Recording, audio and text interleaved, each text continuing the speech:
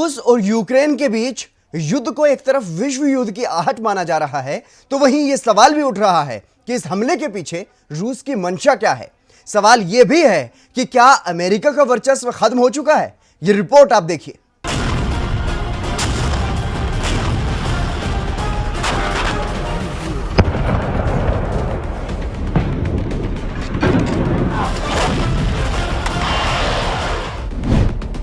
Ukraine पर क्यों बरसा रूसी बारूद। रूस और यूक्रेन में युद्ध छिड़ा तो छिड़ गई वर्चस्व की जंग। अमेरिका ने यूक्रेन को खुलकर समर्थन किया, रूस पर दबाव बनाने की कोशिश की, प्रतिबंध भी लगाए, लेकिन यूक्रेन को युद्ध से नहीं बचा पाया। रूस ने अमेरिकी वर्चस्व को चुनौती दी और जो कहा वो कर दिखाया।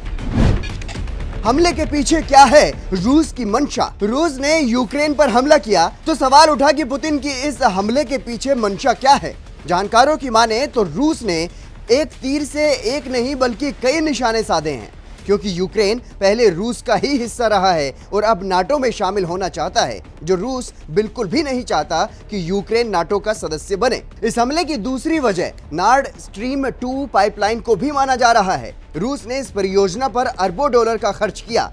रूस इसके जरिए कई देशों में गैस और तेल की सप्लाई करना चाहता है। नई पाइपलाइन के बन जाने से यूक्रेन की कमाई खत्म हो जाएगी, इसलिए इसे भी अलगाव की एक बड़ी वजह माना जा रहा है। तीसरी वजह बेहद महत्वपूर्ण है। रूस नहीं चाहता कि यूक्रेन किसी भी तरह से अमेरिका के साथ जाए। इसकी एक बड़ी वजह यह भी है कि रूस का यूक्रेन से भावनात्मक रिश्ता है।